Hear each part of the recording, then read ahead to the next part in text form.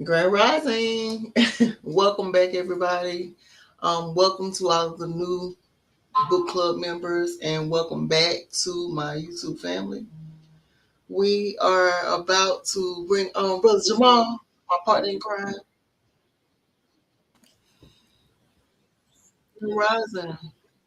Grand Rising, Miss Pitts. How are you today? Finding you. I am well. Thank you very much. Hold on.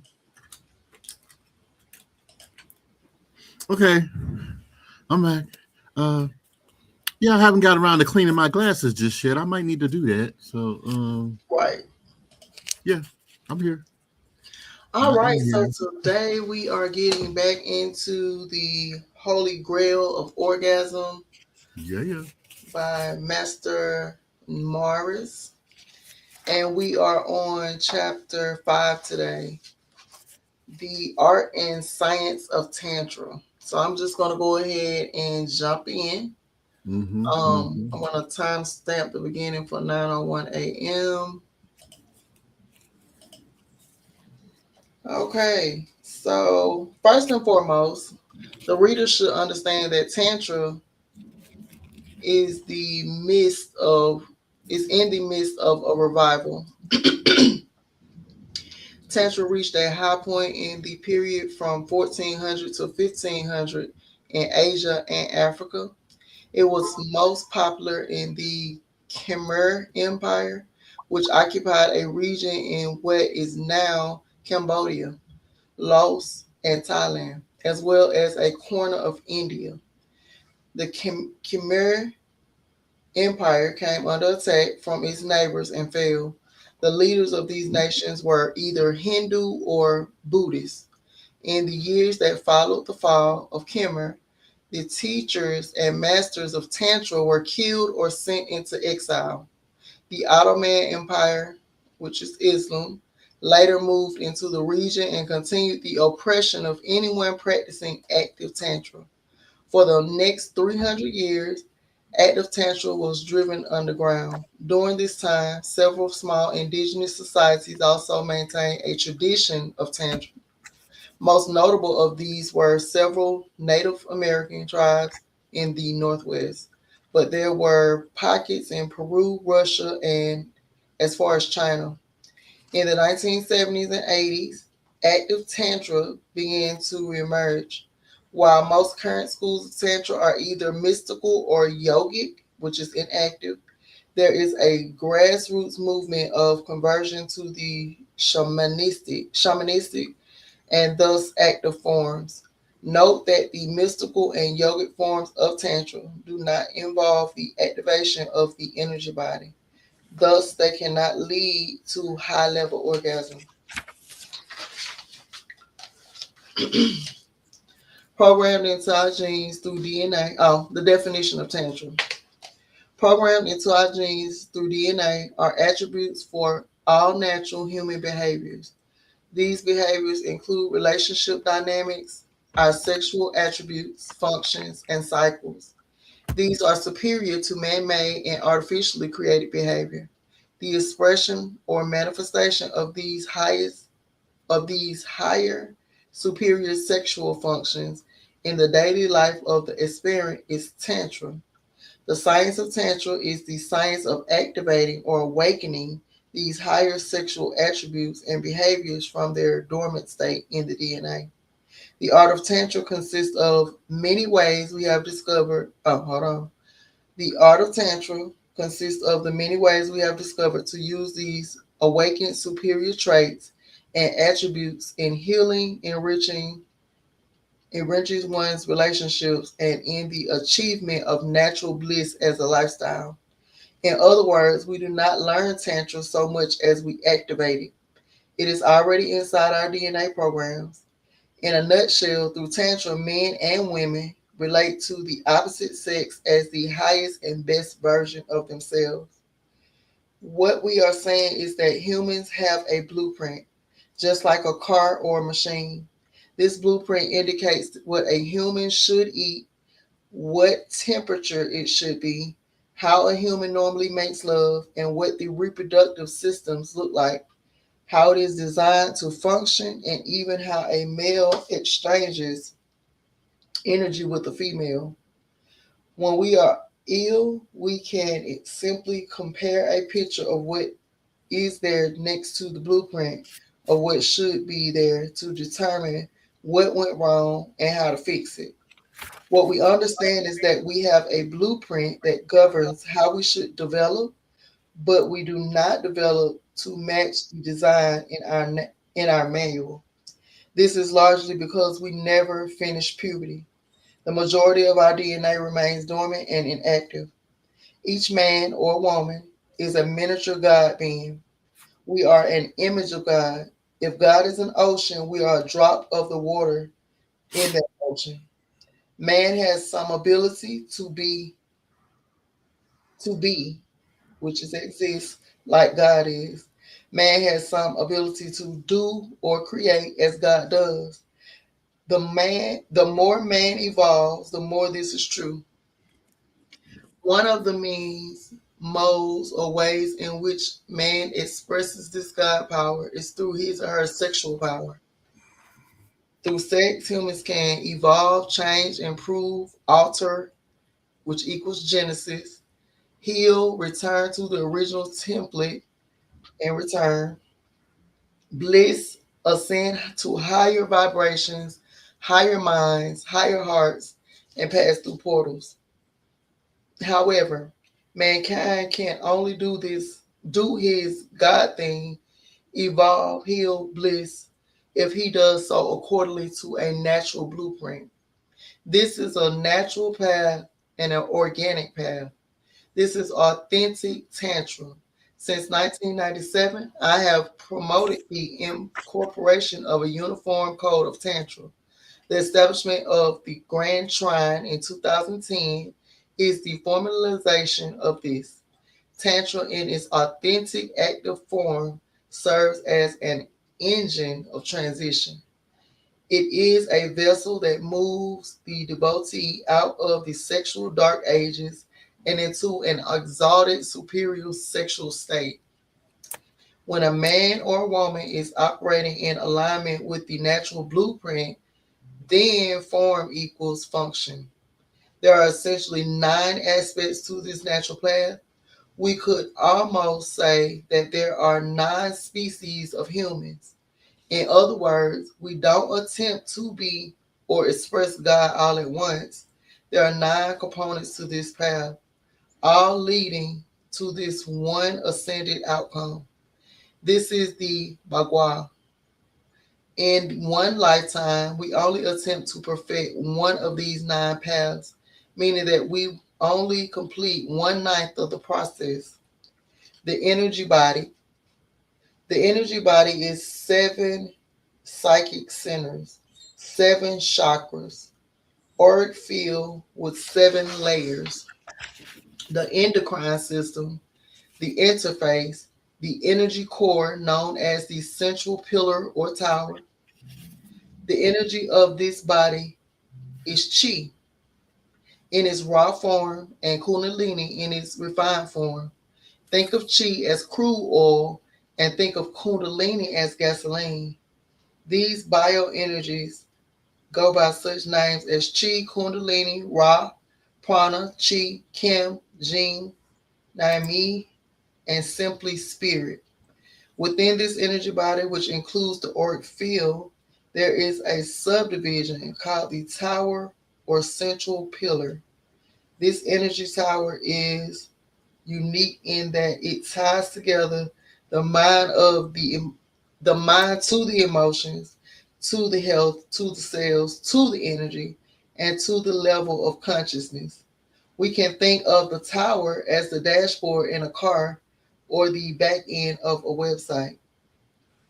A man or woman can use their energy body to have an effect or influence over the body of a member of the opposite sex. He or she can affect not only the energy body of the other, but their physical body as well. To do this, the party seeking to cause the impact first adds energy to his or her energy body and then projects the electromagnetic field outside in outside its normal parameter and into the space occupied by the other person. This is called projection. Projection is one of the components of what is called table work. People who suffer from chronic illness or severe mental conditions should not attempt projection unless supervised by an advanced professional.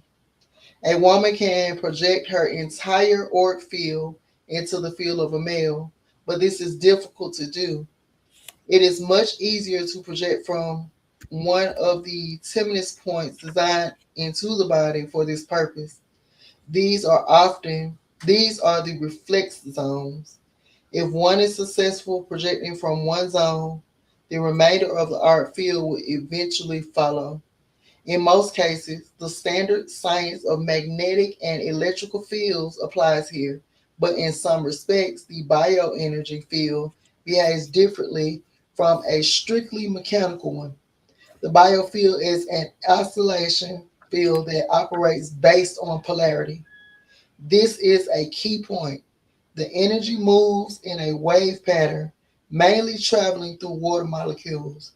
This is due to the role of water elemental in Tantra. The wave moves through carbon, nitrogen, and silicon with more difficulty. If one can really comprehend how oscillation moves a wave and how water is arranged inside a cell, then you can master projection. At this time, we can present the next secret premise, which is reflexology. A human being is capable of reflex actions between a control zone and a target zone. The reflex zone is a small region or area divided into separate points, and each point then exerts influence or control over all major organs, systems, and parts of the body. The target zone is the entire body. A reflexology zone refers to a particular area on the body with many special nerve receptors that are divided into a special matrix or map. Each unit or group of these nerve receptors within this matrix corresponds to a part of the body. The reflexology zone is a pattern grouping of nerve endings that, when stimulated, cause a reflex action to the part of the body that unit represents. Not only are there zones or control stations in the physical body, but also in the energy body and light body. This constitutes a separate command and control system that functions independently of the brain. Genital reflexology concerns several parts of the sexual apparatus, including the vagina, clitoris, breast, penis, and scrotum, the perineum muscle, the sacral nerve plexus, and the sacral chakra. The male penis and prostate, and the female vagina, clitoris, and breast represent a reflexology zone. When these nerve endings are stimulated in a special way, nerve ending, nerve energy and spirit energy are transmitted to the portion of the body that corresponds to that area. Therefore, when a certain area on the surface of the penis is stimulated, as we will describe it as a reflex action on a corresponding part of the body. This is okay. Um, the body has several of these reflexology zones, including the genitals, the feet, the hands, the iris of the eyes, and the head. Reflexology is a cornerstone of tantric science and central to energy projection. The acupuncture meridians inside the cell body form networks. There are four distribution junctions or main transfer points in this vast network we call the reflexology zones. It is at these four junction points that the 12 major acupuncture meridians terminate. These four zones are the head, the hands, the feet, and the genitals. The genital reflex map includes a female The genital reflex map includes female.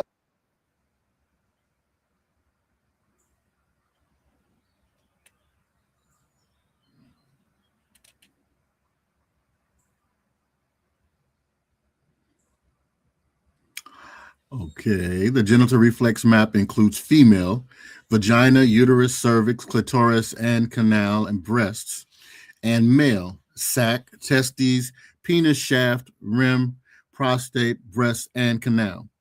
The male penis and female vagina represents inverse or complementary reflexologies devices. The male orgasm and female orgasm are mirror inversions of each other. The genitals are the main reflex station, the governor superior of the entire reflex system. Okay, you back, Dina? Miss Pitts? I am. Can you hear me? Now we can hear you. You want to go ahead and pick back up at electromagnetic resonance? Let me see. Hold on.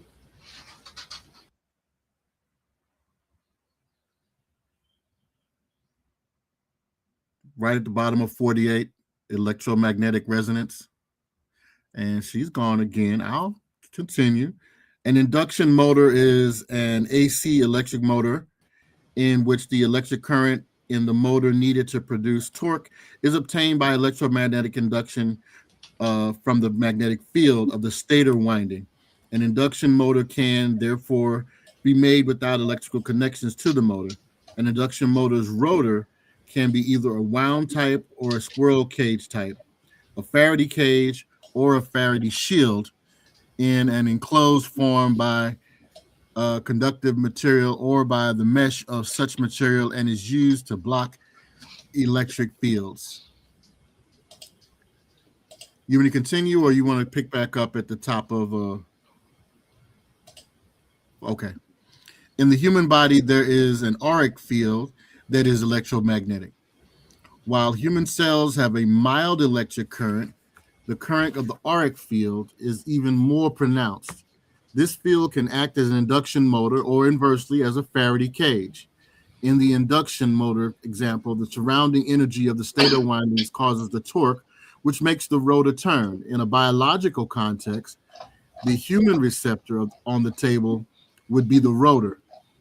The tantric projector sending energy would be equal to the stator windings. Thus, polarity is a hallmark of tantric projection. It works because males and females are naturally opposite in energy polarity. In two healthy humans, a field naturally exists between the male and female. In projection, we take advantage of a field that already exists. We need only to strengthen it. The energy does not flow from the male into the female. Instead, the energy of the projecting party creates a strong field, a stator field, which creates the force of electrical induction. This induction is felt by the person on the table as arousal. Should the circuit complete, orgasm occurs. This is because orgasm is a natural organic state when energy moves normally. However, every human has free will. Humans can control their auric field, and they do it all the time. Humans can reverse the natural flow of the auric field and thereby run it into a Faraday cage, which repels outside energy. A Faraday cage is basically the opposite of an induction field. If the male or female has spent their life repelling sexual energy, they will put forth a Faraday cage, seeking to block the energy. The weaker the projector, the more able the person receiving projections is to block the energy of projection. When you enter a Faraday cage man, he has typically low libido and extra machismo, and he is masochistic and weak in bed. He may become very attracted to a specific female, but 365 days in the year, his general broadcast to women is a negative one. When you encounter a Faraday cage woman, she typically has a low libido, is frigid, hard to arouse, and a bit more masculine than most women. She can be attractive in appearance, but not in feeling. She has some hard edges and is often non-orgasmic. She may become very attractive to a specific male, but 365 days in the year, her general broadcast to men is toxic and negative. Thus, it is a general rule that people who cannot respond on the table typically have similar issues in the bedroom. There are exceptions. A man or woman may resist projection because the vibration of the projector is not in resonant vibration to their own vibration, or there may be entity issues. And that is going to conclude chapter 5, which is basically an introduction to Tantra. So, You got any questions or comments before we go on to another? That was the art and science of Tantra. okay, just I'm just making sure everybody don't forget to subscribe, like, and share. And congratulations to the person that won their copy of the art of the Holy Grail of Orgasm. So make it something. And Yeah, so, Dr. Veronica Benoit. Her book was delivered yesterday. I'm okay, not sure if she's on with us today or not. I know she usually been watching on replay, but anyway, her book was delivered to her yesterday. Congratulations to Veronica. congratulations, Veronica. Okay, so we are going to get started on chapter 6, which is the mechanics of energy projection. Mr. Butts, you're gonna go ahead and start reading, or Yes, ma'am. Yes, ma'am. Glad to do it. Um, Table work. What is projection? Projection is the art of expanding one's auric field and causing it to engage the auric field of the person on the table. At first, the interaction is general. The projector does not have much control over it. He or she gradually gains more and more control of it, normally by using one of the 4 reflexology zones to move the field. By using the hands, a secondary field is formed, like a paddle through water. Eddy currents form. What the hand does tends to have a ripple effect on the rest of the field. The projector now has his or her main field and has established a secondary field within, which is mainly used to stir movement in the main field. The direction is based on his or her intent. The more they practice projection, the greater their ability to direct it. The field is charged with the polarity of the sex of the sender. The more archetypes he or she has online, the greater the force and purpose of this field. This field has nascent intent, purpose, and the inertia of persona. The more advanced and evolved this person is, the less specific the field is. The less advanced and evolved this projector is, the more the fields come with limitations and or a particular bias based on the attributes of the auric field it came from. Some projectors naturally tend to key into the light body of the person on the table. Their effect is centered on changing the light body. They should not be able to do this. The field is an energy body element, which should have very little impact on the light body. And yet it happens. The person is not aware of what they are doing. To observers, it appears that nothing much is happening and the projection is weak. But the client on the table feels a connection. For the next 2 or 3 days, the client receives major healing and improvements, but there is no orgasmic activity or arousal during the session. Some people key into the energy body of the client, and others focus on specific zones to the energy body. This distinction is based on the area of greatest focus in their own body and auric field. These tend to be the most dynamic projections. Still others key into the cell body, causing an almost immediate reply from the client body on the table. The body twitches and moves and jerks. The pulse speeds up, the eyes flutter. Very early in the session, there is arousal and probably orgasm if the client is not in a posture of resistance. However, energetic healing is weak, and the results obtained are very temporary. The energy body of the client does not untangle. The projector creates a field. He or she does not send energy into the client on the table. The client responds to the magnetic charge and the torque of the projector. The client's auric field begins to untangle and return to a default posture based on the gender polarity effect. The client field begins a process of reconstruction, untangling, restoring, and reshaping as it tries to return to its most organic masculine or feminine state. In this process, the client still will encounter blocks and choke points based on his or her pain body. It is important to understand that if the projector is a man, the man is not sending energy into the female client. He is only enlarging and reshaping an EMF field that was already there. The projector is one polarity, and the recipient client is the opposite polarity. The act of projection is magnetic. The greater the state of health and vigor, the greater the magnetic charge. Thus, males can only project to females, and females can only project to males.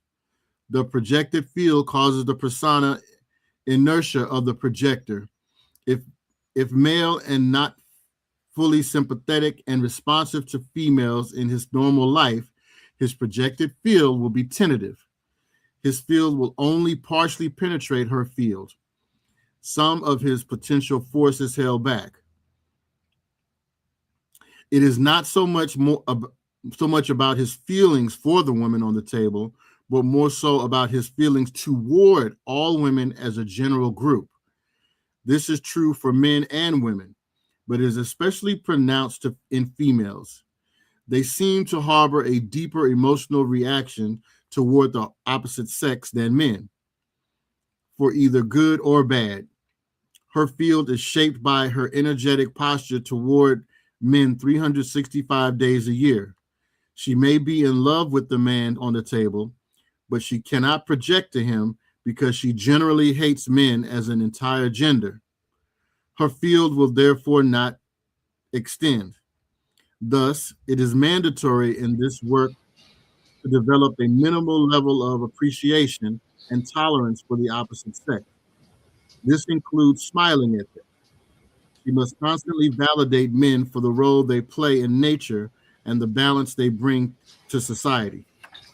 Some Mm. men demonstrate a profound apathy for the concerns uh, of women in society and wonder why their field will not extend. It should be obvious. Wanting the pleasure from a few select females is not the same as having concern and being responsive to all women. That is validation. For example, a previous male member grew up in a house filled with women. As a preteen boy, he witnessed his older sister and female cousin both suffer broken hearts from failed relationships. For months, the boy sat by and watched his sister languish in depression. More than anything, he wished to fix her and make her smile again. As an adult, he watched over his sister and protected her. His naturally developed he naturally developed a profound empathy with women and found it easy to establish rapport with them. At about the age of 30, he joined a Grand Trine Tantra class. In his second projection attempt, he went right for her heart, dismissing the instructions. He started to build his field around her heart. The class instructor was working with other students. Soon there was a buzz in the room, and all the women had turned to look. The woman on the table was on her back, arched up, tense as if seeking to press her heart into his hand. She was moaning as if her soul were in heaven. The other women in the hall became wet and aroused. The woman on the table had flung her head back, deep in a trance. When the session ended, all the women had gathered close to him. The woman on the table gave her testimony, saying that he had healed her heart. She confessed, "I felt him aching to heal me. He bathed my heart in the most beautiful love. I just wanted more and more." She said she felt euphoric, but not orgasmic. Even so, some of the women watching had multiple orgasms. Wait on. This Wait, wait, student, wait. Where are you at? I got lost.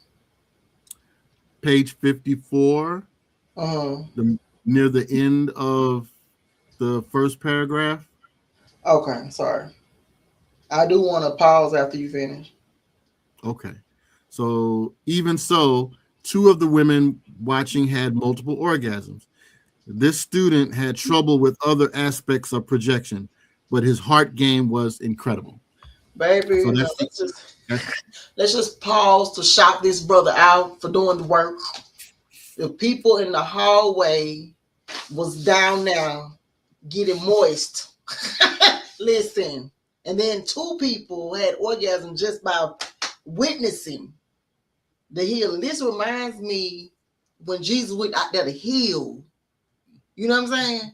This is familiar. Went out there and laid hands. He wasn't even touching the lady. That is so deep. And then it said that she said she felt him aching to heal her. May this type of love find me. I need you to be aching on the inside. mm-hmm. Yeah, I had to give that some respect. What you think? uh what I think is, probably a very wonderful conclusion Mm, in some regards for the women that were affected. However, I can't help but point to the fact that it was more or less a happy accident because he did what his instructor told him not to do. mm, Uh, in doing table work with respect to tantra, mm-hmm, um, connecting with the heart initially is a very dangerous prospect. mm, Um, and that's why it should be initially avoided from being done unless you are utilizing it to connect with your person, as mm-hmm, it were. If you're doing pure tantra work, there are other elements that you're supposed to be attempting to uh, connect to and to manipulate. And while we're here, I know we've had this very scientific reading in the last chapter plus. mm-hmm, However, I'm encouraged that um, many of us have at least seen one or two of the Marvel Avenger movies or Iron Man movies, so you probably have a little bit of familiarity when we talk about electromagnetic fields and Faraday cages mm-hmm, and stuff because they were used in a lot of the Hollywood movies. They are so now they were actually real things mm-hmm, on a scientific standpoint. But I mean, as we relate them to energy, probably the most basic way I can get you to relate to it is if you remember as kids playing with magnets of mm-hmm, opposite polarities. You could have one magnet on your table and you have one in your hand, and as you get closer to the other magnet, it will do one of two things. It will either push it away from you, or it will attract. Once you get close enough, it will attract that magnet to a point where the two magnets will come together. This is what we're talking about or reading about in this particular past chapter, is mm-hmm, that there's a certain electromagnetic field that a male will have or should have, and mm-hmm, one that a woman will or should have. And it is, not the overtaking of one or another, but to energetically, for lack of a better word, manipulate um, the growth or movement of that field in the other person when you're doing table work as it regards to tantra. So we're looking to engage it energetically. We don't really want to go into the light realm of it. mm-hmm, Again, that should be saved for your person, as it mm-hmm, were, unless you are a tantra professional mm-hmm, and that was what you were specifically hired for. But again, I say the danger of that is, while it is supposed to be temporary, if in effect the person that you are working with, that you've put this projection on into their heart along a light projected for, you may find you have a stalker because she may not be able to disconnect from you, and you've just caused another problem. I say this all the time. Like, Careful. do not lay tantra or otherwise with me like you want to be in my skin and you don't mean it. Mm-hmm. Mm-hmm. And it's just like this is the power of having intentional partners and partners who you can trust with your healing. Because a lot of times people's energy be off. They'll take all of the hurt that they've been through, and instead of trying to transmute it or heal it, they'll hold on to it, and then they'll be doing damage to your magnetic field. You know what I'm saying? So Mm-hmm. Mm-hmm. that's why I say the difference between sex, when it makes you lay down and lay around and sleepy, on the other end is igniting your creativity and having you to get up, getting shit done like you never Mm-hmm. got shit done before. Yeah. And Yeah. so, to me, that, and again, being with a partner and you all are aging each other in reverse. You can Mm-hmm. see it. You know, these couples out here glowing, doing great things in the world. And they just have Mm-hmm. just that magnetic push and pull on each other. I love it. But okay. All right. Um, we are at the bottom or the middle of 54, beginning with Tantra projection requires in-person instruction. Mm, Achieving professional status takes about 3 to 4 years, mm, but a tier one class that covers the basic is about 2 months in length. One-on-one tutorials are, of course, superior but expensive. In a tutorial scenario, one could achieve the necessary skills to perform steps 1 through 5 in about 30 days. Water molecules are the primary vessels of transmission in projection. mm-hmm, Thus, dehydration, meaning low water levels inside the cells, can seriously impede the effectiveness of projection. Dehydration is often present when there is a kidney issue, in the issue of diabetes, or when the client is taking blood thinners. Internal cell hydration is pretty much the norm today. The primary cause is that people drink too many beverages that are not water. They drink tea, coffee, smoothies, sweet soft drinks, carbonated drinks, drinks with corn syrup, very bad, artificial fruit juice, and so on. If you buy fruit juice and it is not refrigerated in the store, this product is not really fruit juice. In mm, my opinion, these products dehydrate the body. Even sports drinks, which most liquids label organic and natural, are not really as advertised. An excellent investment is to buy a commercial juicer and make your own juices. Most tantric professionals eventually take this route. If you are serious about reaching high level orgasm, you absolutely must manage your sweet beverage intake. At some point after taking the Tantric course, the reader should do a 30-day fast from sweet beverages. They can eat some sweets but not drink them. As a general practice, he or she should abstain from drinking non water beverages with more than 18 milligrams of sugar per 16-ounce serving for a period of 24 hours prior to a session.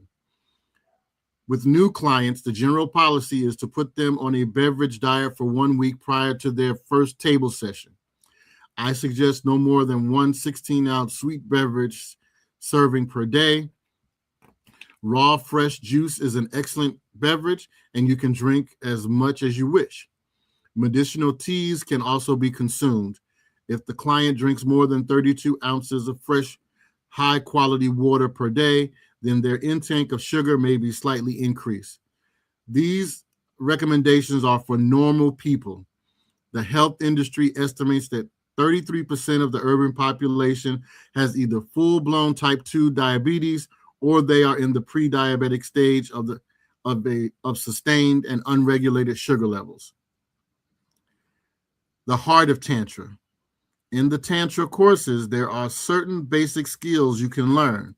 For the basic part, you are simply given the energy body exercise. By exercising it, you make it strong. Later, you can combine the basic exercises into a routine to achieve certain tasks. Some of these things you can do even before you take the course. After you have finished the course, you will discover that you can employ different versions of these same exercises to assist you in the work of the 5 steps to high-level orgasm. You should practice those for 2 months before seeking to actually apply them. Below, we outline the most common energy body techniques. Infusing the core or compression. In this technique, you spin the energy of the auric field and compress it into the core or center of the body. The arms and legs may become cold. Once compressed, the energy has a greater impact on the organs in the abdomen as well as the action of the genitals. Remove energy from the head and infuse it into the heart. This reduces stress and lowers the brain wavelengths so that the brain approaches delta wavelengths. The movement emerges from the base of the cervical spine at the base of the neck. The other hand infuses energy into the heart by way of the breast or chest. Lowering the brain waveband length is critical for certain tasks. Spiral the breasts. Perform this on women only. Focus energy in the heart, then move it out of the breast and upward. Impart a spiral motion to the energy as it leaves the breast. In the intervals, stimulate the nipples. Purge the chakras. Send energy in and out of all chakras. Normally, you should start with the root chakra and work up. Pay special attention to the throat chakra. It is typically the most damaged and least productive chakra. Infuse the hips. Using the reflex point on the foot, send the energy up into the hips. Open the heart. Recirculate the energy in and through the heart. Seek to open the heart. This is by far the most important technique. All things Tantra and all things sexual begin with the heart. Once the heart responds, then connect it to the essential centers. In women, connect the heart to the breasts, next to the lips, and then to the yoni. This has a profound impact on the woman's healing process, her sexual performance, and her mental state. In men, connect the heart to his lips, and then connect the heart to his penis. This is one of the secrets to treating ED. The heart chakra is the center of the energy body and provides balance to the entire auric field.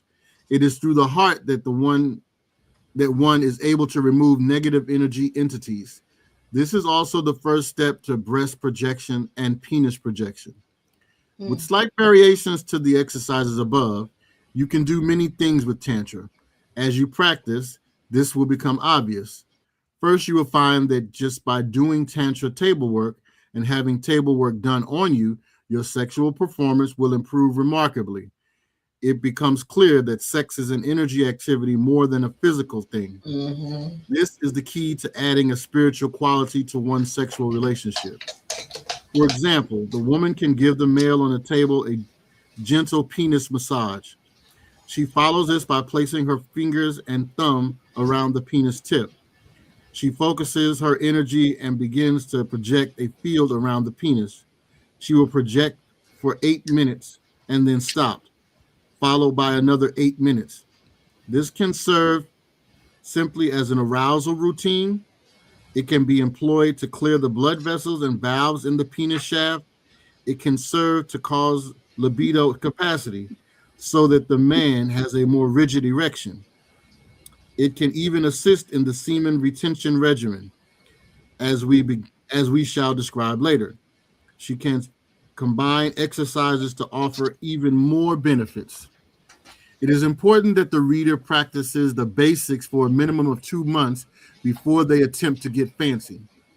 In the next chapter, we will add small modifications to these techniques to make the process even more proficient. After that, the reader is now ready to apply Tantra to some of the tasks in the 5-step program to HLO. Dang, baby, some steps. See some steps. You want me to pick up? Sure, go ahead. Wow, wasn't prepared for that. So, the auric penis, indigenous overview. About 4 months after men complete their first tier tantra class, they start to become aware of their auric penis. It was always there, but having never finished puberty and having never attempted to use it, it remained dormant. For example, a male graduate of Tantra has done a series of table sessions on a female associate of his. They were not intimate partners, but this woman had a very alluring shape. Her breasts were especially inviting. She wore provocative attire during those sessions, but had been frigid and non orgasmic for most of her life. Her purpose in taking the Tantra course was to change this. By the second session, she was orgasmic, which pleased her a good deal. However, by the fifth or sixth session, an issue arose and she came to me for a private consult. Her complaint was that her male partner was fingering her during the sessions, but when she opened her eyes, she could never catch him doing it. Each time she opened her eyes, he was not touching her at all. We reconvened the meeting later with the male present. I asked him directly whether he had fingered her, and his response was no. However, he admitted that something strange was happening during their sessions. Midway through their sessions, he would become very aroused, but it was not a regular erection. He felt erect, but looking down at himself, he discovered that he was not erect. He said I felt her breasts calling me. He said that her breasts were driving him crazy. She smiled when he said this, which was not the reaction I expected from her. He said that when he looked at her breast during the session, he felt weak and strange. At those times, she stopped moving on the table. She admitted that she admitted then that even though she was the one on the table, she could feel herself projecting back to him via her breast. She did not know how she was doing it, but she was well aware that it was having an effect on him. In response to her breast projection, his auric penis reacted and poked or stimulated her clit. This is why it felt like he was.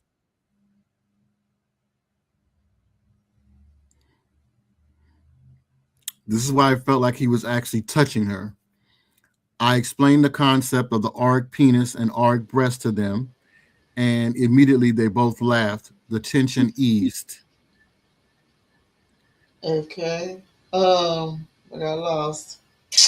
I had not talked about penis or breast projection yet.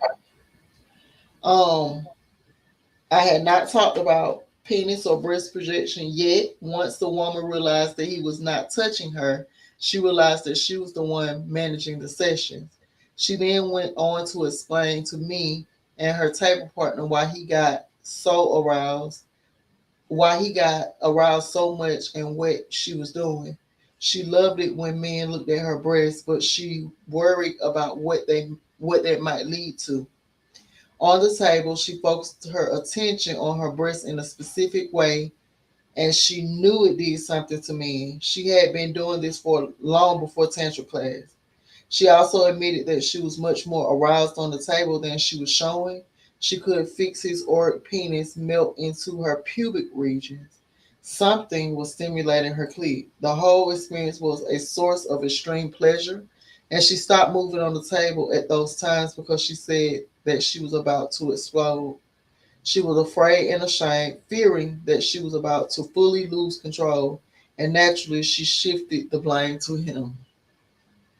This woman went on to become a very powerful breast projector. She was Empathic. empathic. The man learned how to manage his other penis. Mainly, he was able to do so by clenching his perineal muscle and visualizing where he wanted his auric penis to go. It is a powerful healing tool as the auric penis can go inside the body to places the regular penis cannot. Men have an auric penis, an announcement that should cause celebration across the land. Some women smile when they learn this, while others are in doubt. They say, well, men have not learned how to use their first penis. Why should they be burdened with a second one? I admit that for the vast majority of men, their auric penis remains dormant potential with little chance that they will ever evolve to be able to use it. The most important thing is that men know they have an auric penis. So if it does awaken, they will not be confused. It develops as follows. The more archetypes the male activates in his house of the man, the more his auric penis comes online.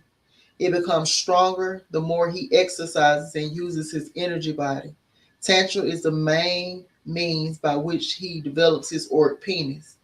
The more female peers adore and validate him, the larger and more energized his auric penis becomes. Should his light body activate, the development of the auric penis will accelerate. There are two events that inhibit the operation and integration of the auric penis. The first is infant circumcision. Infant circumcision. The infant child experiences this severe trauma. They may not remember the event clearly as they grow older, but the trauma of the injury remains deeply embedded in the psyche. Ancient cultures believed that men would masturbate less if the sensitive foreskin were removed. Thus, he would be a better soldier and a more devoted to duty. Since these societies were constantly at war, it became a popular practice. Hygiene was almost a concern. Hygiene was also a concern, as men did not bathe and often passed on to women germs and fungus thought to be contained in the folds. Somehow, this custom became incorporated into religious beliefs, but it is a barbaric practice that should be thrown on the trash pile of history and burned. Instead, simply teach boys how to clean themselves properly and discourage excessive masturbation. As mentioned, we live in the sexual dark ages. This may be hard to believe. Modern technical science is advanced relative where it was just modern technical science is advanced relative to where it was yesterday and a decade ago, a century ago, but it's still but it is still only in its infant stage. The belief that technology is our highest value as humans is an illusion, for technology is only virtuous as the humans who wield it.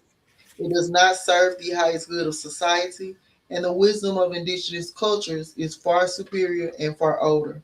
How long before mankind discovers his error and begins to make amends? Some of the popular beliefs about sex and the penis held today are actually based on Victorian era quackery. This belief system was based on nothing more than old folk tales made into canon via the religious clergy. Any belief that those in power desire to force on the public, they simply weave into the fabric of religion. This is true of all religions. It has always been true. You want to cut the male foreskin, make it a religious ceremony. You want girls to be virgins until married. Make it a sin to have sex before marriage.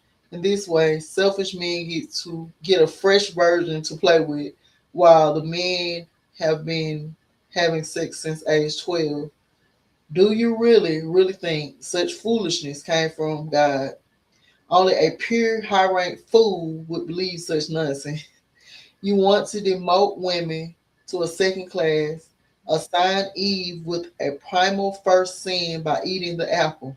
This story is so ludicrous, it is so ludicrous it is hard to believe anyone would defend it, but they do. Over centuries, religious leaders have gotten people to believe some crazy stuff. and in time, the public comes to believe it is sanctioned by God. Of course, during the Victorian era, people were certain these concepts were okay and that their society had reached the pinnacle of wisdom. We see in hindsight that this was extremely foolish. Unfortunately, the same is true of common beliefs held today. In my opinion, society has not progressed an inch beyond the Victorian era of quackery. In fact, today things are even worse. Dang. Okay, I'm gonna finish this out and then you can pick up again on the next one. The second event that inhibits the operation of the art penis is the trauma of early puberty, lacking a proper society, lacking a rite of passage, and lacking any real training in masculine energy. Young boys are thrown into a war zone of puberty. Young men are thrown into the company of sexually attractive girls without warning. Young teen boys between the age of 12 and 16 are not equipped, nor are they mature enough to withstand the sexual shear between the genders. Boys should be separated from girls in school, and this should be self evident. Boys and girls should be brought together from time to time to share joyous and educational experiences, but only under supervision. This time together with the opposite sex should be pleasant. Instead, the two sexes are just thrown together and neither is trained in the ways of proper behavior. The boy is scarred and his master masculine faculty shuts down. Puberty for him comes to an end, but he does not fully finish puberty, and this cripples him for the rest of his life. At 13, he wants sex and enters into a no win scenario. And if he gets sex, he loses. He is saddled with religious guilt, and the girl is uncertain. If he is denied sex, he loses, and he will feel unworthy and low. He enters a condition of constant want and indefinite inadequacy. In the more advanced courses, men are trained in techniques that employ the art penis. And of course, the energy work must be done in preparation first. But circumcision and the difficulty of puberty period stand in the way as serious pain body issues. They will need to be addressed with some form of therapy if possible. However, if a woman can get her man to the early stages of HLO without addressing these issues, the HLO itself will begin to heal them. Wow. The auric breasts. For a woman, she will at some point begin to project energy from her breasts. Again, the size of her breast has no bearing on breast projection. The activation of the G spot starts to change the portion of her auric field association with her breasts. As she awakens her genital reflex points and brings her elegant rose more online, we see that breast projection naturally flows. Remember, in the Grand Trine model, humans have four bodies, not one. When you make a change to the auric penis, the physical penis will gradually fall into step with the new pattern. The same is true for the breast. This is already programmed into your DNA. You are simply taking a dormant program and making it active. There is a point reached in the gradual evolution of the energy body and light body that in turn upgrades the cell body to enhance its ability to produce DMT internally. This point marks a cardinal shift in the natal orientation of the right brain hemisphere to the left brain hemisphere. In the overall journey to HLO, this is an important crossroads point. Man's heart and woman's heart. In my circles, I have encountered a lot of men who simply do not care that much about their mate's sexual experience. Typically, it is more the select males than the non-select males that exhibit this apathy. The point that I am getting to is intention. Intention is important. Men and women today are spoiled. Machine culture and social media have spoiled them. The men who are handsome, sexy, and employed are often the most arrogant and self-centered. Some of them are very one-sided when it comes to sex. They refuse to make an effort to really please their mate. The intention is not there. This apathetic attitude is okay for adult orgasm, but it will not work for high level orgasm. His heart must hold her heart. The partnership must be equal. He has to really want to experience high level orgasm too. He has to really want her to experience high level orgasm too. His intention toward her must change. In the discussion concerning the pain body, three things are emphasized over and over again: living in the past, having trust issues with the opposite sex, which are unfounded, and seeking to possess and control the mate. The above issues normally go hand in hand with the lack of proper intention toward the mate. They are red flags, and they signal that the path to high level orgasm will be more difficult than it needs to be. High level orgasm is not a mechanical thing, it is a state of mind, it is derived from intention. In my travels, I have also encountered a fair share of women who demonstrate a lack of concern for the sexual experience of men. They would certainly disagree with me. They believe that they go to a lot of trouble to be appealing and available to men. Of course, there are conditions to consider. When I state that there is more to it than just being sexually attractive, they do not always understand. Again, I'm going back to the idea of intention. Just wanting a man is not enough. Having a body he likes and being charming is not enough. The woman's subconscious and subliminal aspects must be fully in the game. She must have the proper intention and require a space for him in her heart. The past is not valid. It is not about possessing him. She must forge a general desire to lift him up. Her energy body and light body will respond to that. High level orgasm is not a romantic thing. It is not a product of passion. It is a state of mind that requires intention. Once a man or woman sets the proper intention, they are able to align their heart for high level orgasm. Vanity and arrogance are set aside. This is a we event, not an I event. You do not need an exclusive contract with your partner. You are opening the door so that a higher version of you can come forward. The alignment of the four bodies is key to HLO. The alignment of the light body, heart to energy body, heart to cell body, heart is central to the alignment of the four bodies. In this regard, heart downloads of virtue are helpful. One partner downloads a virtue to another partner. Alternatively, an outside surrogate who is highly evolved can download to both. This process is very different for each of the three hearts. The four main chambers at the entrance to the light body heart. First, transmutation, evolve and adapt. Second, ridicule to self-esteem and defend. Third, sustenance to prosperity and sustainability.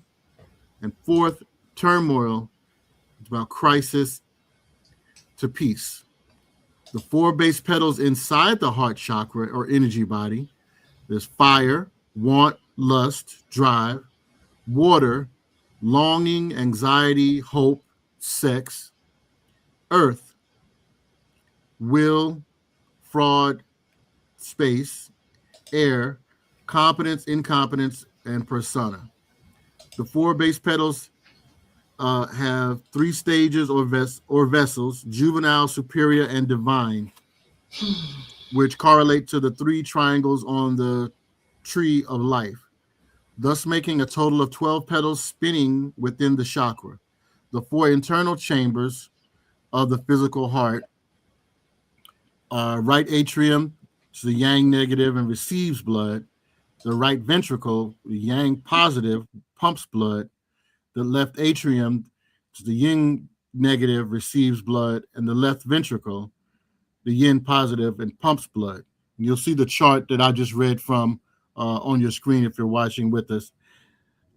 The download or transfer is done to the energy body heart chakra. Those advanced members with knowledge of the heart core integration will download directly into the light body heart chambers.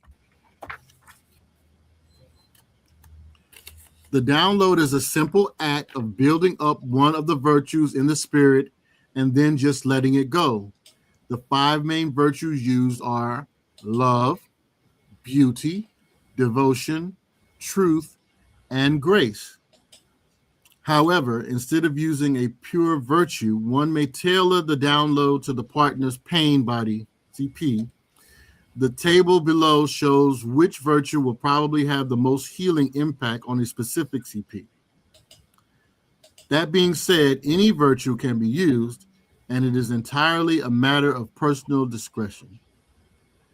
Uh, for schizoid, you want to use affection or intimacy, oral, nourishment, and sustenance.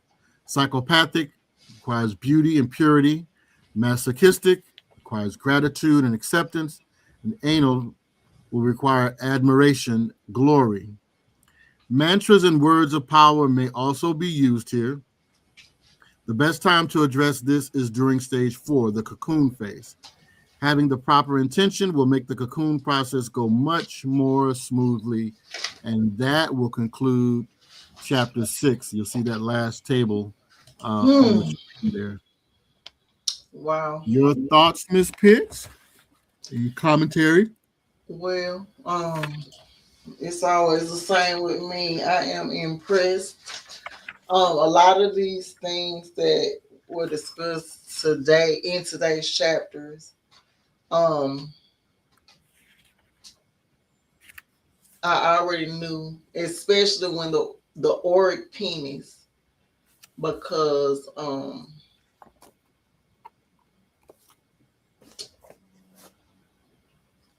I don't know. I didn't even What? my mind be going. So Oh, where'd it go this time? the ability to project the penis further further on the inside than it actually reaches. And Mm-hmm. I will add to that, even having orgasms without penetration. Mm-hmm. um some things can just be felt. So I want to share a story. When I was younger, many moons ago, Many moves. there was this guy that my homegirl was kicking it with. And shout out to you, homegirl. But I tell you, um, all of the ladies love this guy, right? So I'm Understandably. very believe it or not, reserved. And so the guy, he took a liking to me. He didn't know that my homegirl was staying with me. And she had already been talking about him in the background. And so he kept flirting and flirting and flirting. And my homegirl's stance was, it ain't her nigga. That's just how she felt. Like, Hmm. she just kicked with him. And so one day I did see him out and I ended up spending some time with him. For me, I'm more mental than anything. So his mindset turned me off. But even in that, his energy, I would say his auric penis was on point. Nothing ever happened between us because I don't sleep behind my homegirl. But Mm-hmm. I did experience the energy from the chemistry physically of orgasm. And so I was Mm-hmm. freaked out because I was younger, but I freaked out and I just got up and left. Mm. Okay. Hmm. I would say that is a bit more common than some people have probably paid attention to. But as we chunk it down, we break it down. We're thinking about it. Mm-hmm. Um,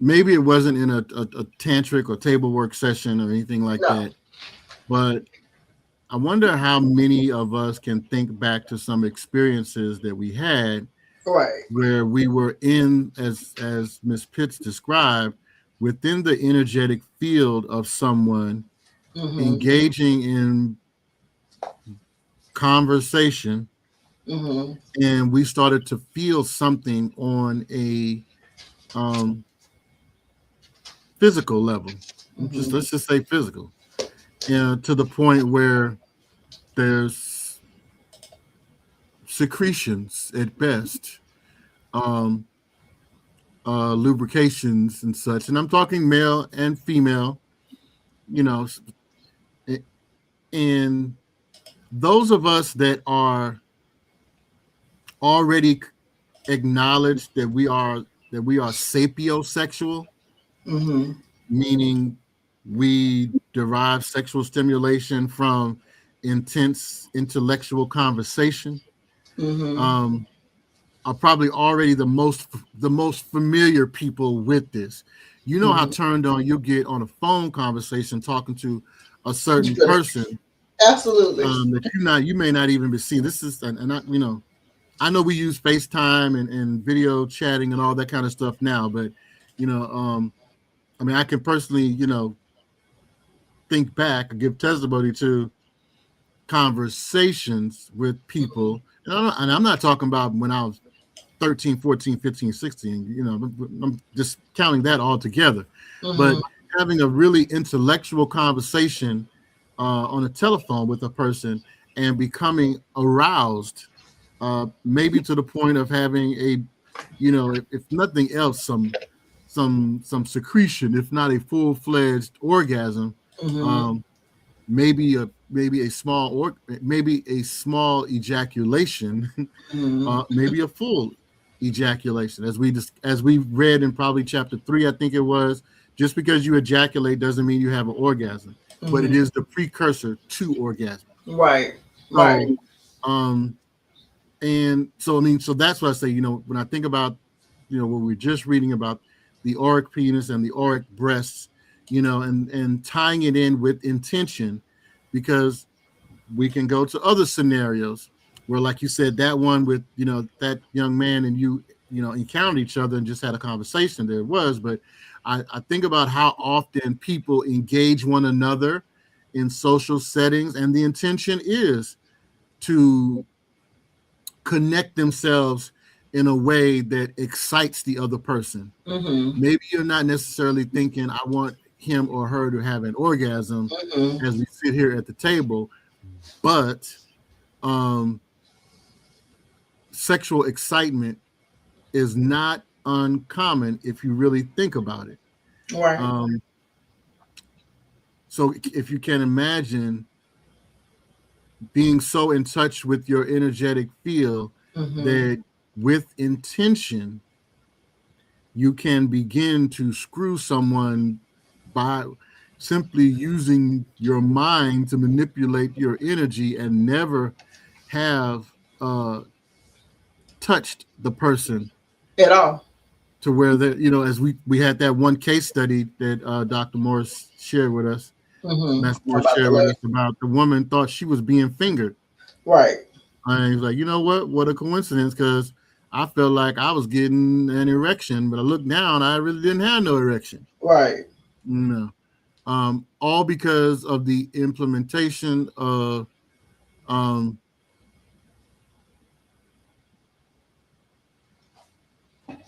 projecting. I want to use the right word, projecting from her auric breasts. That Right. was the baseline. The root of why she did it was kind of rooted in trauma that she had not dealt with. That is, just to always be thinking that men are looking at her breasts. Mm-hmm. And that became a thing that she was like, well, you're looking at my breasts and you just look at them. You're excited. And she knew what it did to a man. So she was there in her subconscious on the table doing that very same thing. and it adversely affected both of them to the point where she forgot what she was doing Mm-hmm. and felt like she was being, I guess, violated, for lack of a better word. But Right. Right. in the end, auric, in its, I think we always talk about the root meaning of words. I think the Latin of it is probably the deepest core of it. It meant golden, golden. So Mm-hmm. that gold penis is worth more than the real penis. You know what it made me think of? What's that? That Soul Glow that Mm-hmm. Soul Glow commercial back in the day. What is it? Coming to America. Yeah. Oh, I think we lost Miss Fitz again. Oh, she might be coming back here. Um, so I know a lot of this is again the last couple of chapters that we read today. Um, very scientific, but we That kind of laying could the have. groundwork for getting to you understanding how to get to a point of intentionally connecting with your partner so that you can enjoy high level orgasms. Welcome back. Oh, I was just about to welcome her back because she disappeared again. Okay, here we go. Um, so My dad I like, what are you on here talking about today? uh, so Um, I think people should consider. I'm sure they are out there on YouTube um, watching table work, tantra table work. If mm, as an assignment before we reconvene next week, mm-hmm. just pull up some videos and watch. And I say watch it from a male projector to a female receiver, and then watch it the other way as well, from a female projector Mm-hmm. to a male receiver, um, to familiarize yourself with kind of what we've gone through with just the scientific descriptions of it. Mm-hmm. Yeah, for me, like I say, just coming out of not actually knowing the design of sex early on, and then later Mm-hmm. on finding that out, and Mm-hmm. then I've just always been an energy person. That's why I say I was looking at old pictures, and Mm-hmm. people used to think I was the weirdo, and I simply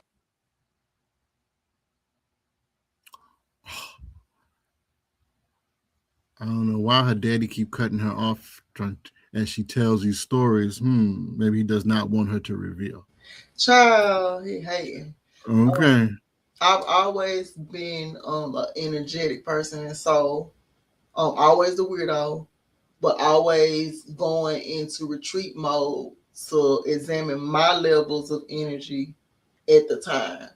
Mm-hmm. And so, just energetically, I always knew that you could heal through sex because on some level it causes so much damage in the world, and everything has a two-way use, we'll say.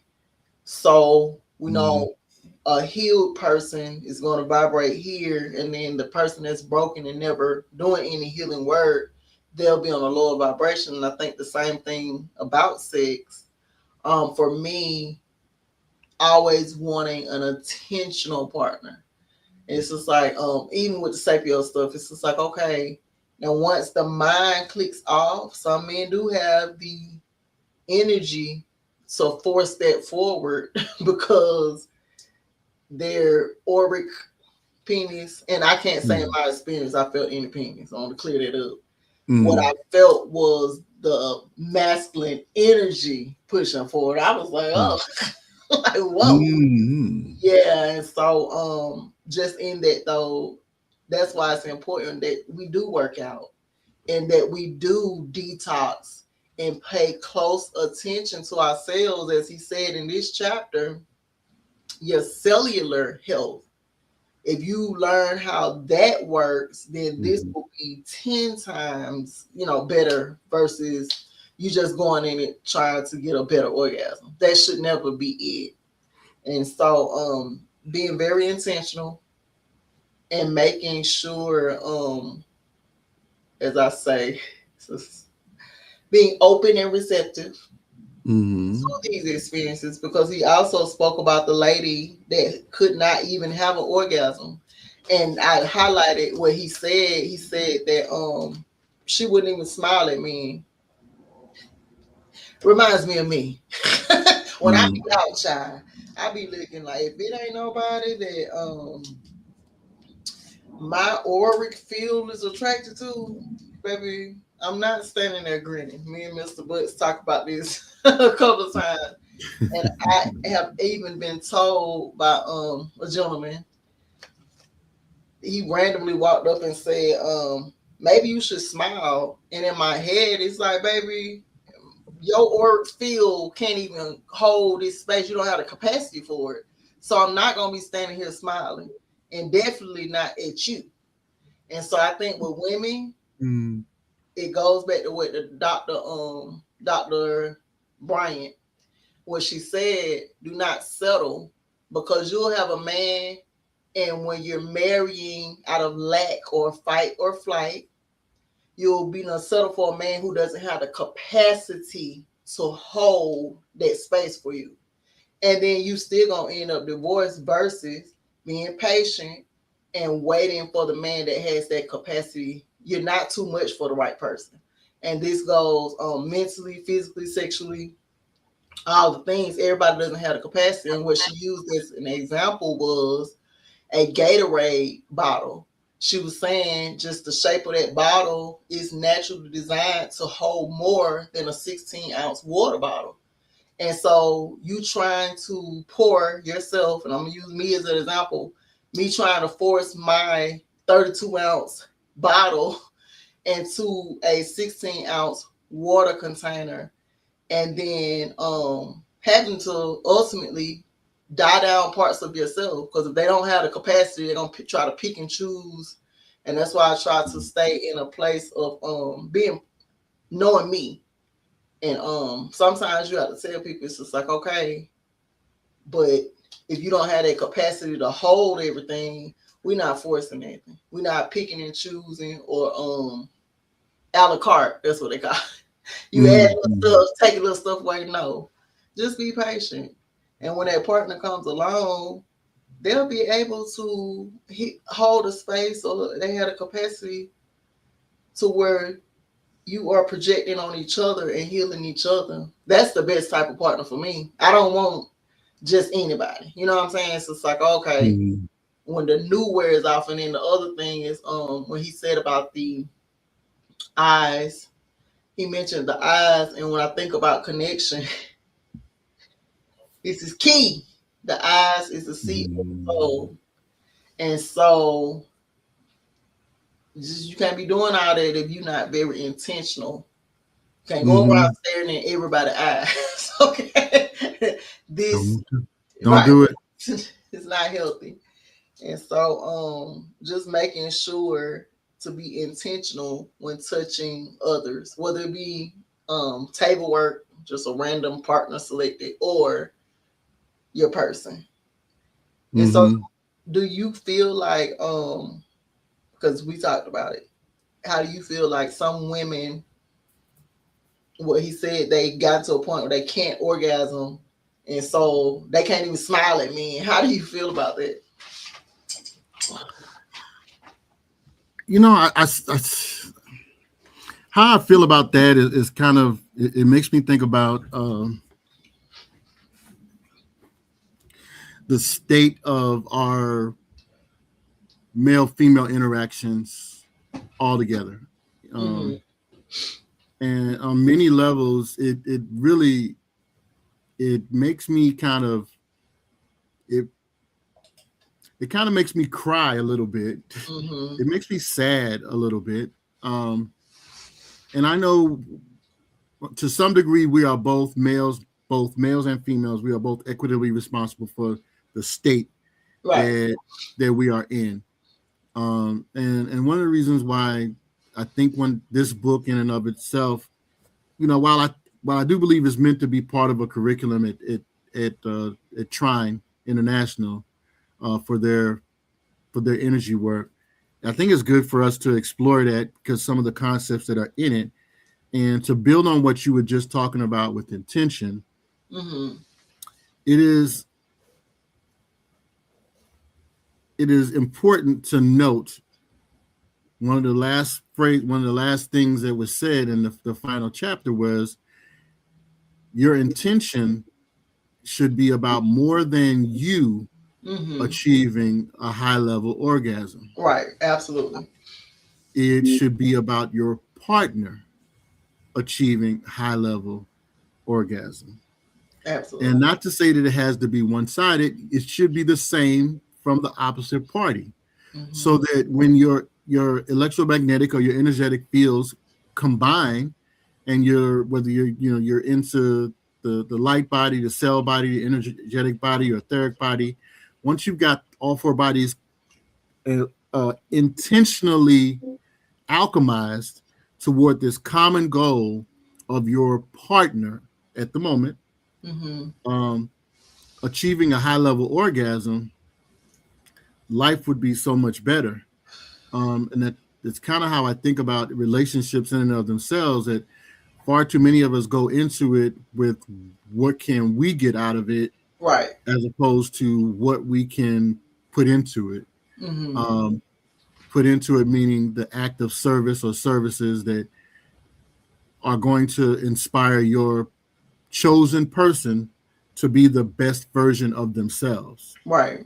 And if we both are serving one another and building each other up to be the best version of ourselves, then our relationship,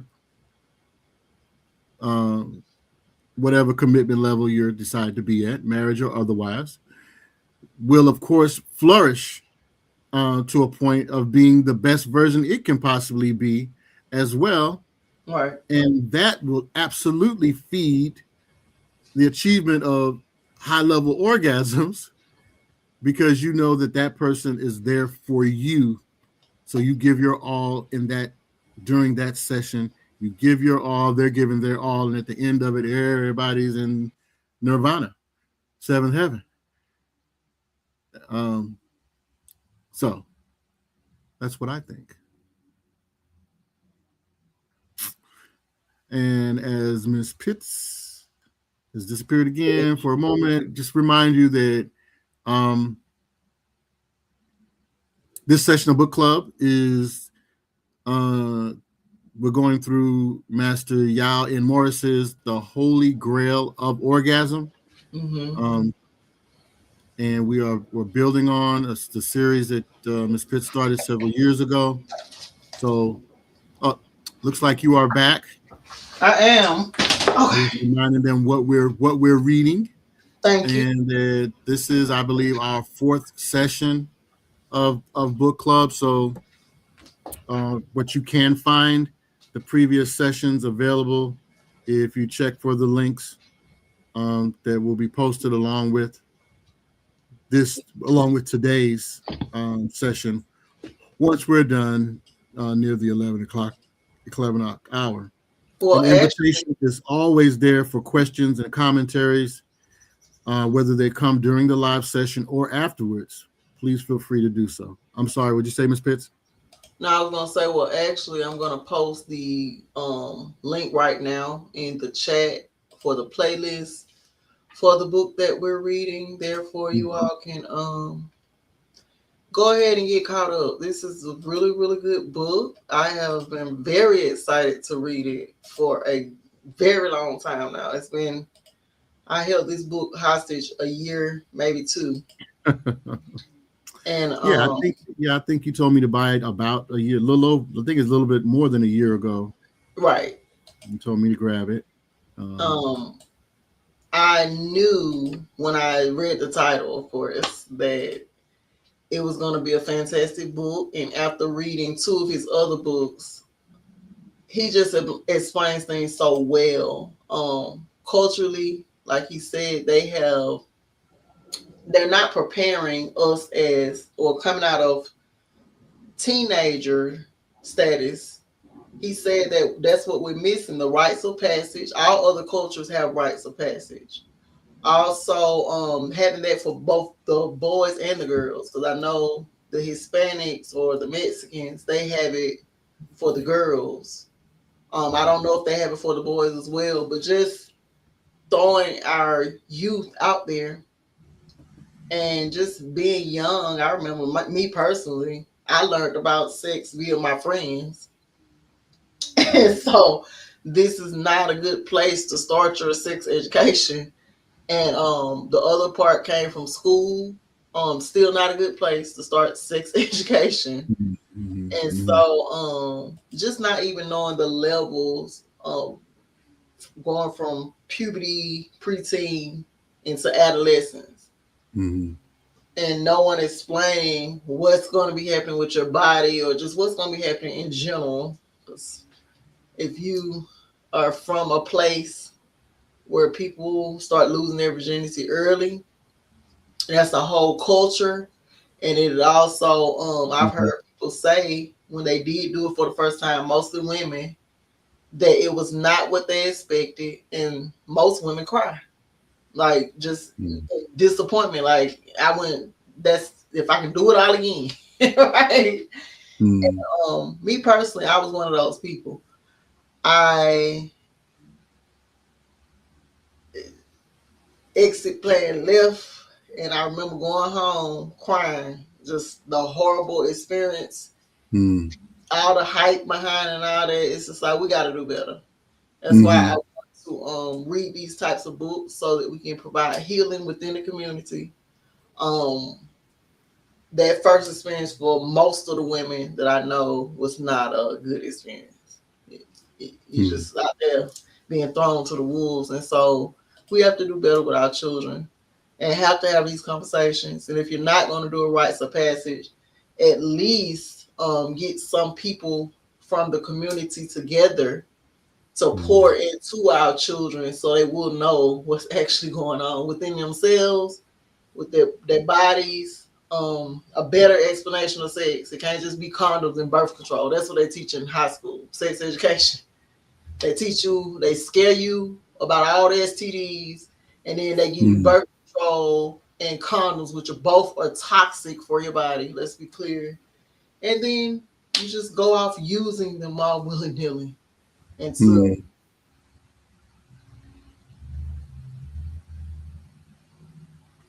Yeah, I agree. Definitive rites of passage type of programs within communities would be extremely beneficial, honest, uh, and open and appropriate for the age education about sex. Absolutely of paramount importance.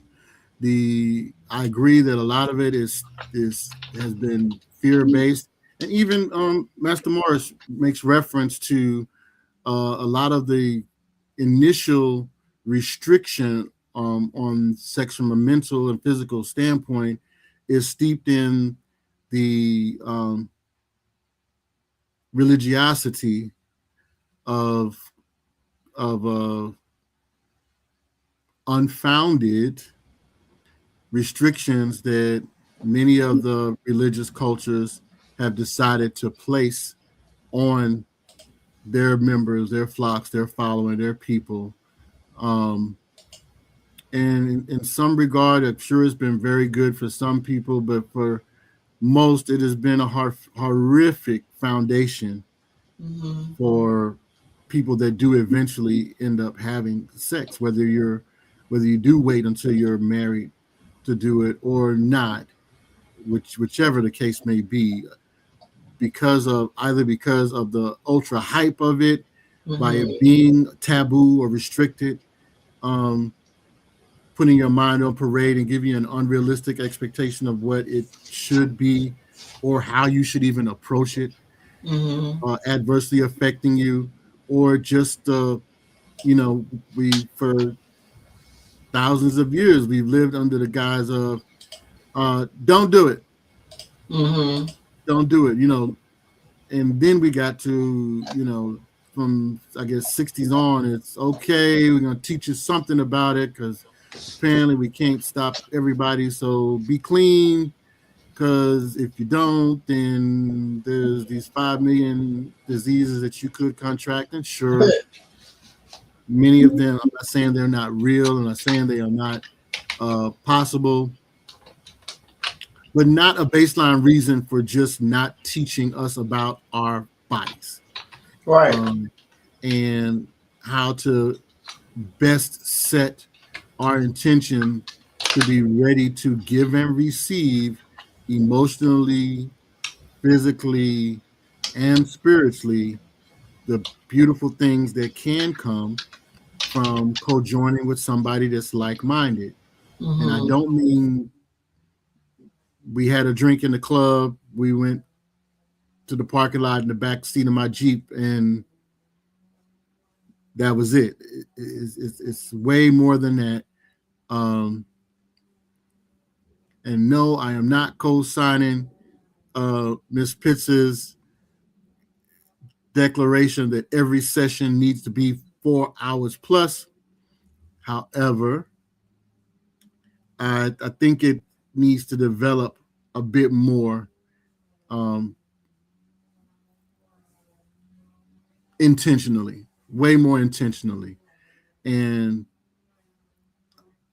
unless you're gratified or you're happy with just living with juvenile type of orgasms, maybe get to enjoying a couple of adult orgasms. But if you want to talk about alchemizing all four of your bodies to get to a high level orgasm and step above those two, then it's going to take some time to cultivate things within yourself, as well as cultivating a relationship outside of, I don't want to say the bedroom, because you may not decide to have it sex in the bed, but or bedroom, but wherever you're going to co-join and intentionally um, help your partner achieve a high level orgasm, there needs to be some intentional and open and honest conversation about that. Your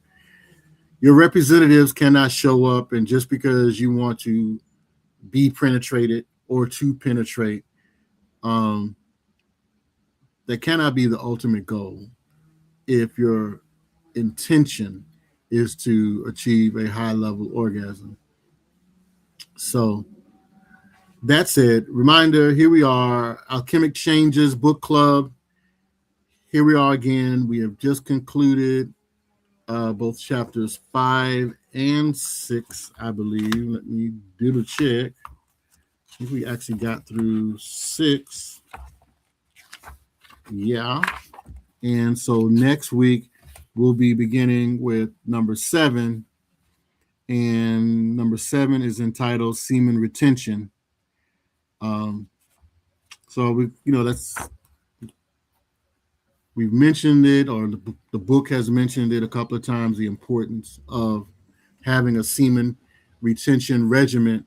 So next week we'll be getting into the foundation of how best to do that and why it's beneficial um, to getting up to the point of intentionally achieving a high level orgasm. Welcome back, Miss Pitts. I don't know. I thought I was here the whole time. It's crazy. But yes, we are going to go into chapter 7 next week, which is a chapter on semen retention.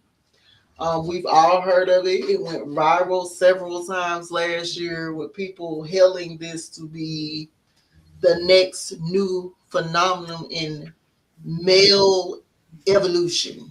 And so a lot of brothers went on to retain their semen and draw boundaries in their relationships, telling their girls, you will not be getting any of this anytime you want to. And so I don't know how that worked out, but we saw it all over the internet for at least the past couple of years, we'll say. Yeah, well, I mean, even this, I mean, the case study in the last session Um, when you intentionally employ other techniques, it's not even a requirement for orgasms. Mm. Like we said, that one new tantra projector Mm-hmm. not following directions did something to the one lady on the table who enjoyed it, but it was some of the people in the peanut gallery, no pun intended, Right. um, that enjoyed actual physical orgasms. Mm-hmm. But in intentionally achieving high level orgasm does not mean you have to ejaculate it. No semen really has to be involved in keeping it real. Um, you can get there. You can get to that euphoric state. You can get that DMT released without releasing semen Right. on your own. Um, and again, we talk about that state. If you can get to the point of releasing DMT and having a euphoric, um, being in a euphoric state by eating mushrooms, Hey, your penis or yoni does not have to be involved now, does it? say That's icing on the cake, yes, it as it were. absolutely is. No pun intended. And I'm really, really looking at this deeply. Like I take this book very serious. It's like a college course. Yeah, and I think I really do believe it's meant to be part of the course curriculum over at Trine International for those that they're training. Hmm. Yeah, I think that we should make sure that all these books. I had let somebody borrow the Awakening the Master Masculine, and I had to go way to Georgia to get my book back. I'm like, no, baby, this is for my What? son. And so I think we should buy our children these books and read it with them so they'll know their bodies better, and also so that we can start healing. We have to do better on so many levels, and I think if, and it's my opinion, if we evolve when it comes to sex, Mm-hmm. then that will set the tone for the vibrational healing on the planet.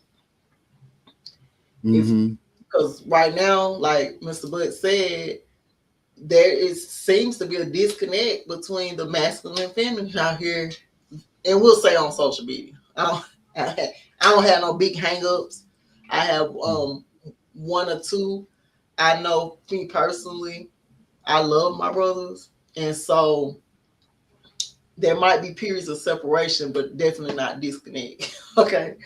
But for some women have chosen toys over actual men. We talk about that a lot.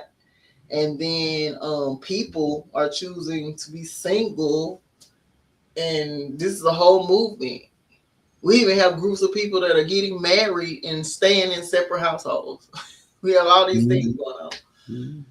And so I just want us all to heal to where we can be in the same space as each other, and also just being intentional with each other to evolve or alchemize the energy.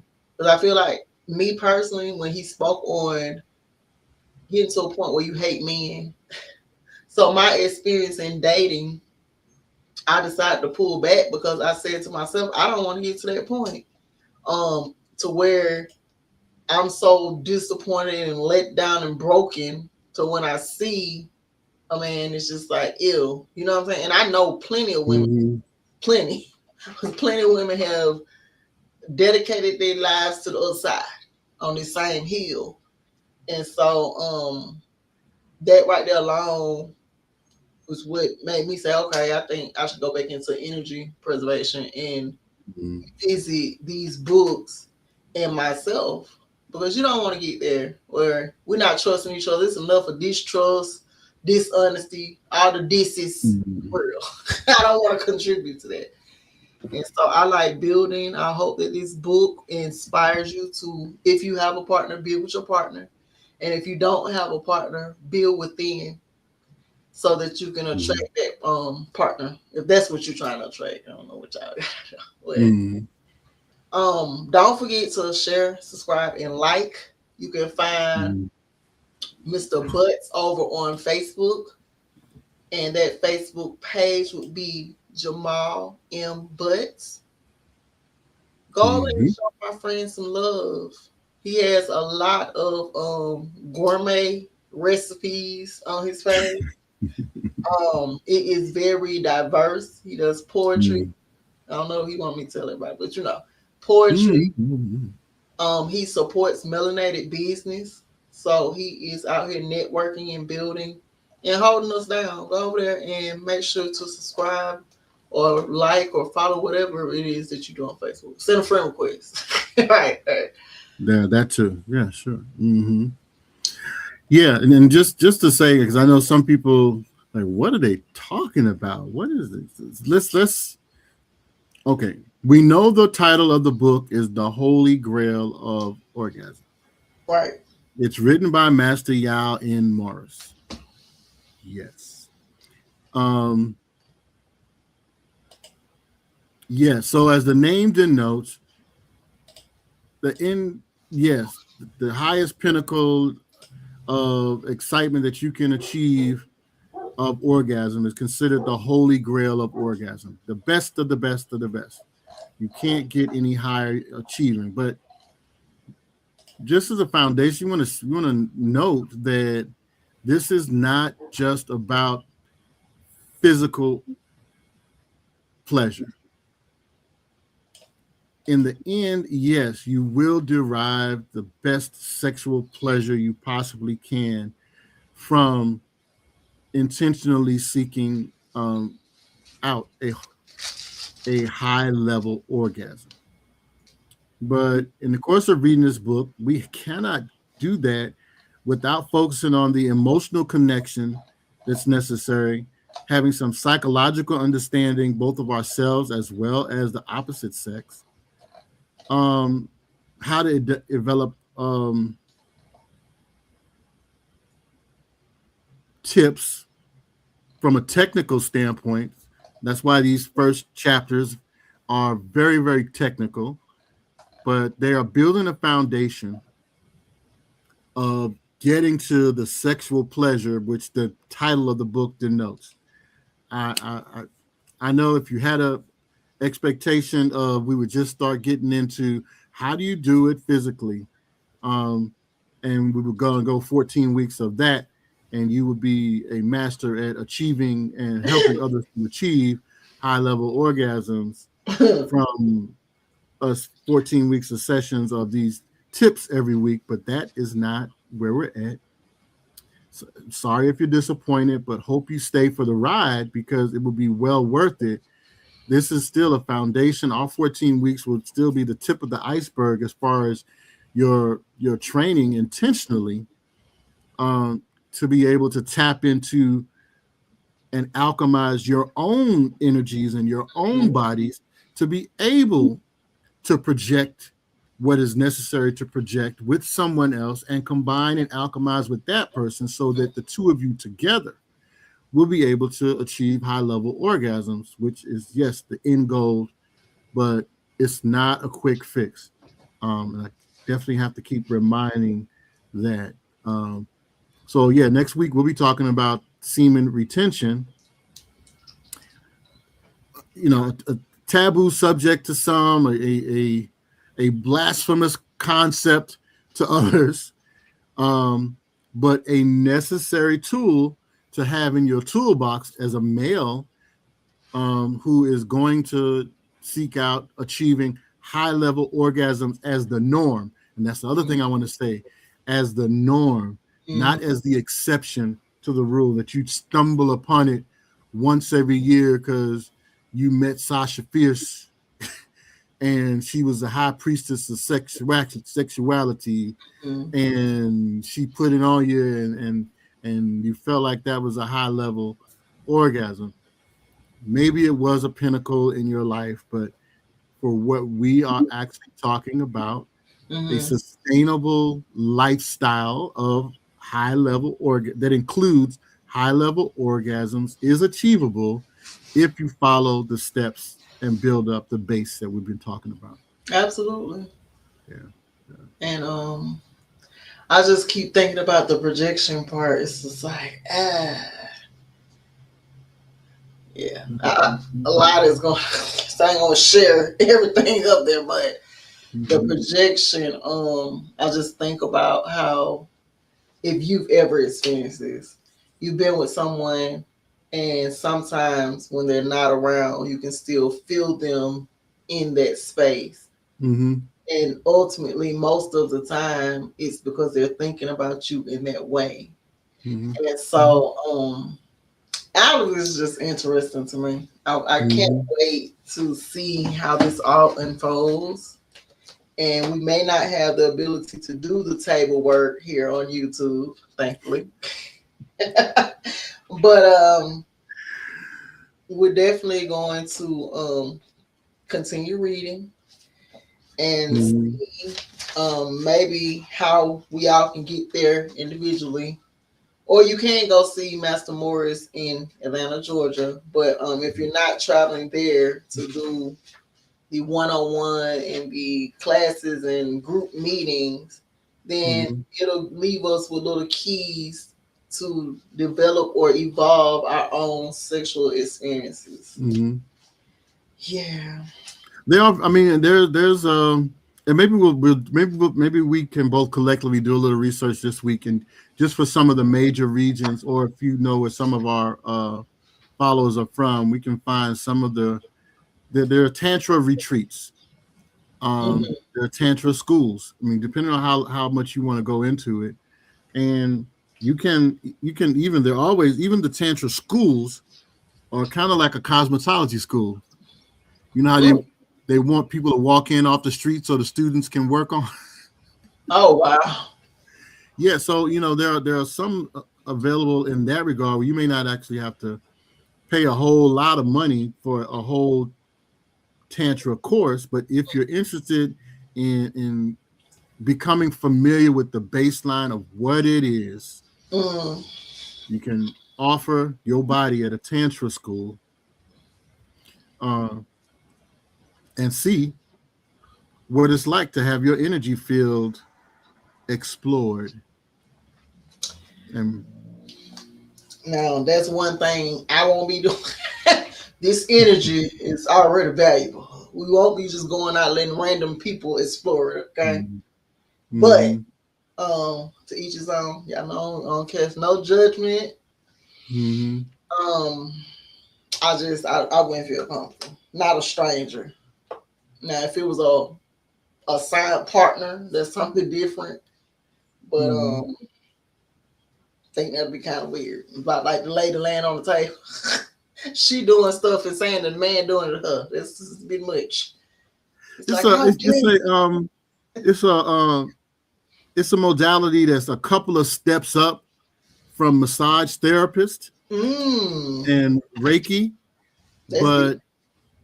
but once again, how many of us have had a massage, a stranger working our body, Listen, I have my massage. and Is have felt a little something, mm, well, mm, that didn't. Well, yeah, look, I yeah.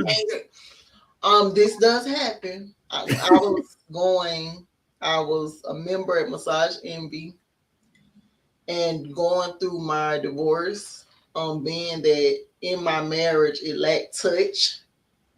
Shout Mm, out, shout out to the parties involved. Yeah, people don't be wanting you to share your story. It's my experience, my story.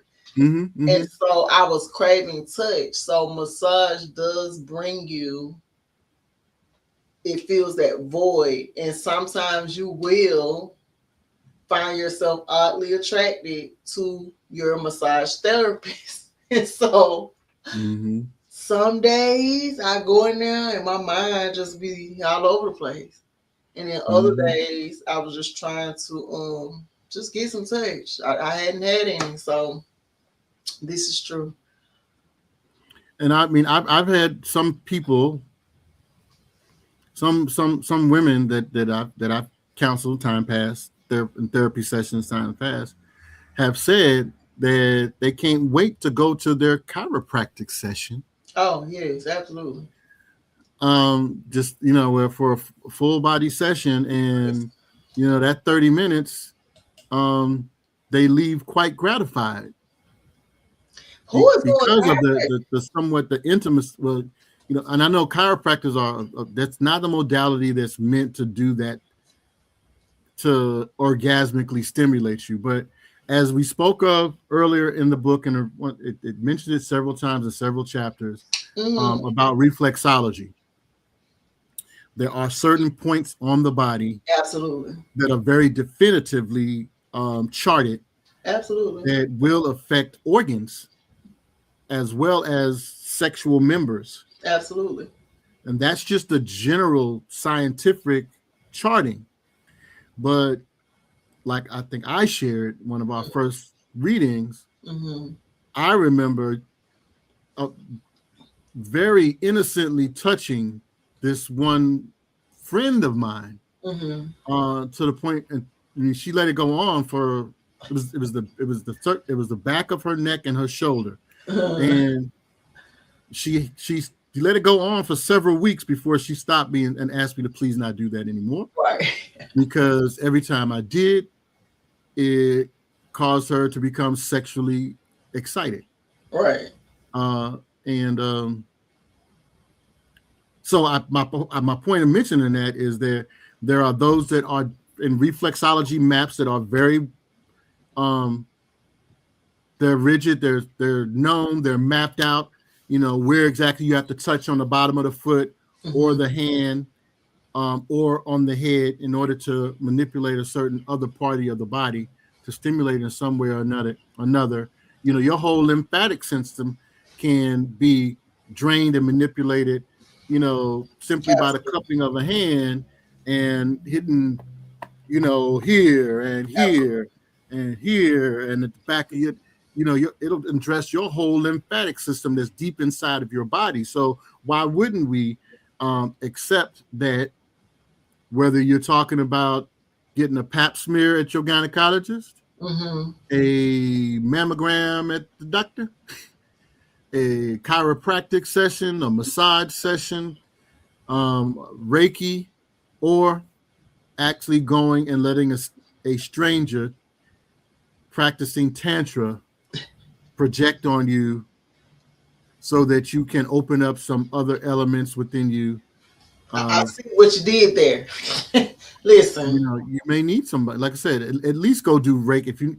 I tell you what, if not Tantra, which is, they're a little bit more intense, and I get Right. you for this.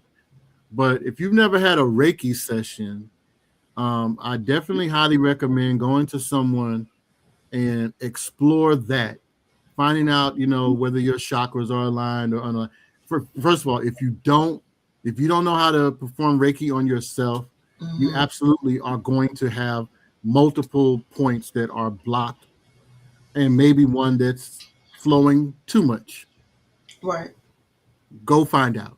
I challenge you to go find out. And that will be a baseline. That kind of lighter energy work um, will help you, give you a precursor Right. to what Tantra may be like. And then you can decide if you want to go further. And me personally, y'all know me and Mr. Butts don't always subscribe to the same. So for me, um, my grandmother always even taught, you don't pray with anybody. Hmm. I remember we had an episode, shout out to TCT. We had an episode where they had decided that they wanted to pray together before the podcast. And I had to politely decline. And I'm pretty sure my background don't help. They probably seeing my little altar back there. Sometimes people need to bring out the holier than now. But I don't know what it was. But I just know when they were so subscribed to it, I had said to myself, well, Hmm. my grandma, no, I ain't doing that. I, Hmm. I don't know what you got going on in your personal lives, no offense. And then the other thing is like, everybody's not spiritually clean. And so I say the same with energy work. Like Mr. Mm-hmm. Butt said, find somebody that you trust, because Mm-hmm. when you open up your energy, and this is for readings, and people think astrology is just not it's not the same, because astrologers are looking particularly at your chart. They're not manipulating on energy. They're looking at your chart. And so they're just ultimately reading the stars, to where energy work, when you get a reading, you have to Mm-hmm. open yourself up for that person to access your Mm-hmm. energy. And usually people don't close energy sessions back off once they're done getting their reading. So with all that being said, if you do Reiki, do Reiki. If you do table work and Tantra work, do you. If you think it's gonna block, because if I thought going to Atlanta and laying on the table amongst the people was gonna help, trust me, I would go. I say even take it a step further, and we're gonna wrap things up. Um, Go outside of your box. Visit swingers clubs, adult resorts. Mm-hmm. Unlock all of the things society has told you that you should not be doing. Because even with the clothes, you go to the nudist place, free yourself. Free your Free mind. yourself. Have new experiences. Go out and do all the things. You just never know what's there, and you never know what you're gonna find within yourself. The experience ain't for you to go out there and be at the swingers party swinging with everybody. Don't do that. But Do you know, what you want to do. you said what? I said, do what you want to do. Listen, whatever you want to do. Don't let society keep you in a chokehold as far as your sexual evolution is involved. And we're gonna go and get out of here. We enjoyed y'all again today. Don't forget to comment, y'all. We read the comments. What I'm gonna start doing at the beginning of the live is going over to check and see if there are any comments that I did not respond to. We haven't had but a few, and we'll start reading those in reference to the chapters we've already read, and then go into the new chapter we're gonna be reading. Cool running. Cool. If you want to join the book club, feel free to write a comment. I can send you the link to hop on stage. Last week we had a guest. Shout out to our guest. What's her name, Jamal? Max with the gap. Max with the Gap. Shout out to Mm-hmm. Max with the Gap, baby. She came through transparent. She told her truth. I love a person that can just live within their truth, honey. And so shout out to her. Really down to earth sister. She came up on the panel, and she even shared some personal experiences. It was beautiful. And so we encourage that y'all start letting us know if y'all want to hop on. We'll drop the link in the chat. And until next week, we're gonna go ahead Till and next week. all right, peace and power, everybody. We're out. All right. Be well.